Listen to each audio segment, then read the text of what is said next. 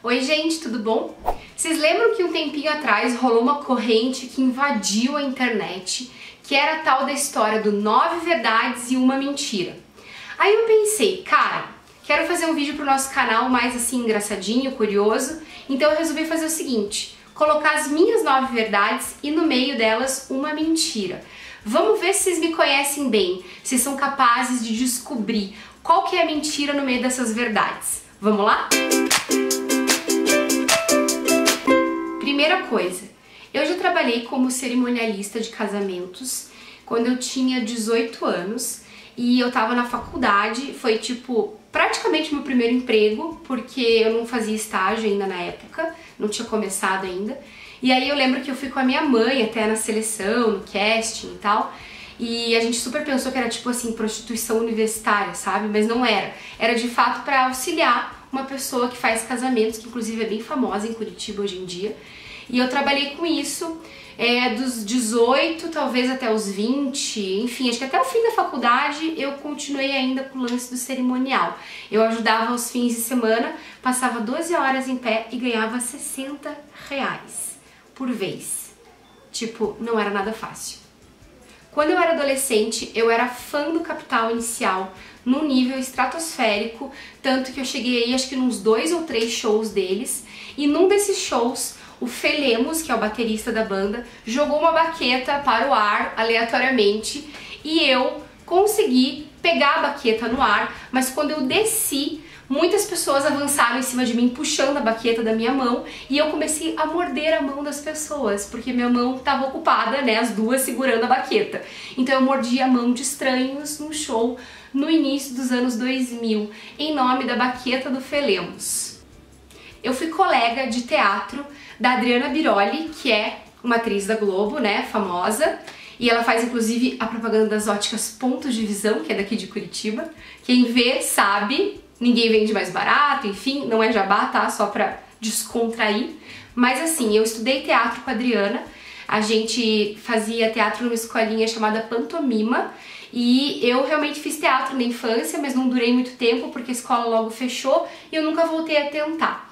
Mas a Adriana foi a minha colega de teatro. E uma outra curiosidade é que eu estudei no mesmo andar do Thiago York.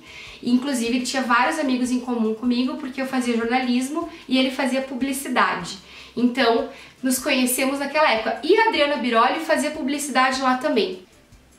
Na minha carreira como jornalista, eu já trabalhei com várias coisas diferentes, que incluíram, por exemplo, fazer feira de metal mecânica, de material de construção, de autopeças e fazer tipo eventos esportivos e pro interior, tipo Pinhalão, sei lá, para cobrir jogo de futebol de crianças e adolescentes em um projeto social. Ou seja, eu fiz umas paradas que eu não tinha a menor noção do que eram direito, especialmente essas mais técnicas e esportivas, digamos, e cara, eu dava muito truque nessa época, porque eu tinha que estudar e truqueira, assim, porque não era tão fácil de dominar 100% esses assuntos para poder escrever a respeito depois.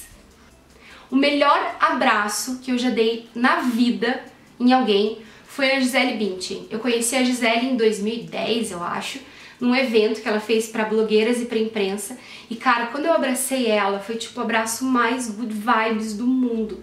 Sério, não é porque ela é famosa, eu não tenho nenhum tipo de deslumbramento com pessoas famosas, já conheci algumas durante a minha vida, mas com ela foi muito especial porque ela é uma mulher com muita luz. Aquele carisma da Gisele é uma coisa que tá dentro dela, assim, não é só a beleza, não é o dinheiro, não é nada disso. É energético mesmo, é uma mulher muito de bem com ela mesma e que reverbera pro mundo uma coisa muito, muito boa. Sério, tipo, Gisele, ó, amorzinho, ela é muito querida, de verdade. Quando eu era adolescente, eu não tinha muito dinheiro, eu dependia da mesada dos meus pais e da minha avó, enfim, tinha sempre assim o dinheirinho contado para as coisas e minha mãe só me dava roupa quando eu realmente precisava de alguma coisa.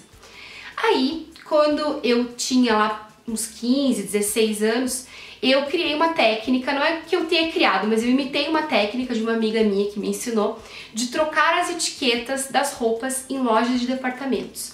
Ou seja, tinham lá 2 calças jeans, uma custava 100, outra custava 25, sei lá, na promoção. Eu invertia as etiquetas e passava, claro, a calça que eu queria com a etiqueta mais barata. Gente, essa história é muito horrorosa, tipo, é praticamente, sei lá, não sei se é roubar, mas assim, é muito errado. Não recomendo crianças que estão assistindo, não façam isso em casa, mas é difícil de admitir, mas eu já fiz isso na vida sim, algumas vezes, para poder ter as coisas que eu queria, só que por um preço que eu podia pagar.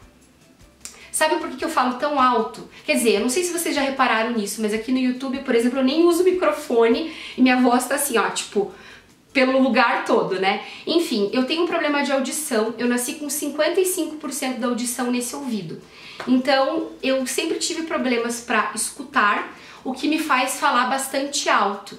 Eu tenho essa tendência a gritar, assim, enquanto eu tô falando. Quem me conhece pessoalmente sabe que, além de tagarela, eu falo muito alto, e isso é em função desse lance que eu tenho no ouvido, que infelizmente não tem como trabalhar, como operar, enfim. Então eu ouço 100% nesse e 55% nesse.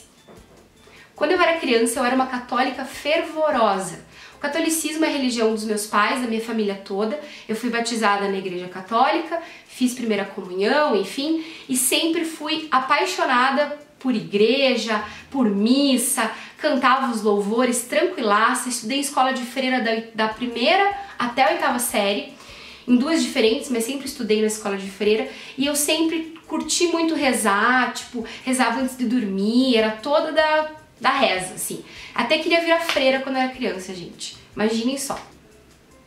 Falando em escola, eu estudei apenas com meninas da sexta até a oitava série. E obviamente eu achava isso um saco, porque, né, estudar só com mulher é muito difícil, ainda mais nessa época que você tá em formação, assim, de, enfim, personalidade, ainda tá se conhecendo, nessa coisa da puberdade e tal. Enfim, foi bem difícil estudar só com meninas, eu não gostei.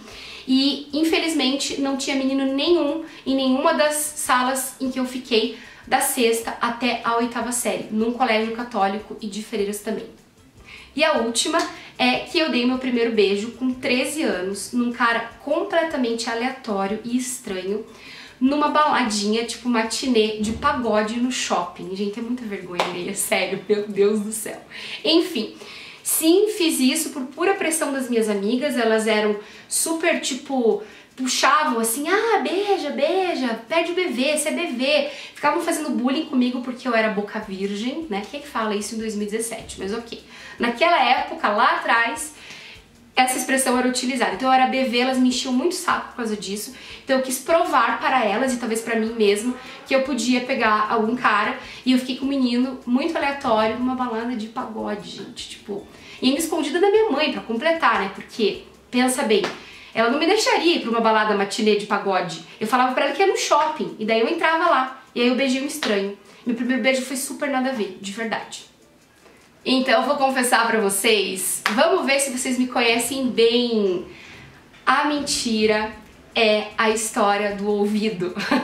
Eu não tenho 55% da audição no ouvido, eu ouço 100% nos dois, mas é inspirada numa pequena história da minha vida em que eu tive que colocar carretel no ouvido quando era pequena, fiz fonoaudióloga e tal, porque eu realmente tinha uma audição um pouco deficitária quando eu era criança, mas isso foi resolvido usando carretel e tal. Era aquele excesso de cera acumulado e por isso eu não ouvia tão bem.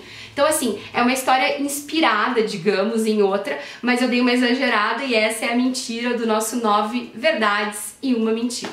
E acreditem se quiser, a parte da etiqueta é real. Sério, que vergonha. Espero que vocês tenham gostado do vídeo. Quis fazer uma coisinha mais descontraída, assim. E, enfim, contando coisas aleatórias da minha vida. Gente, eu tenho cada história incrível que, olha... Isso é pra quem sente saudades minhas no Snapchat. Assim, eu dou aquela soltada, conto umas coisas meio doidas pra vocês e é isso. Um grande beijo e até no próximo vídeo.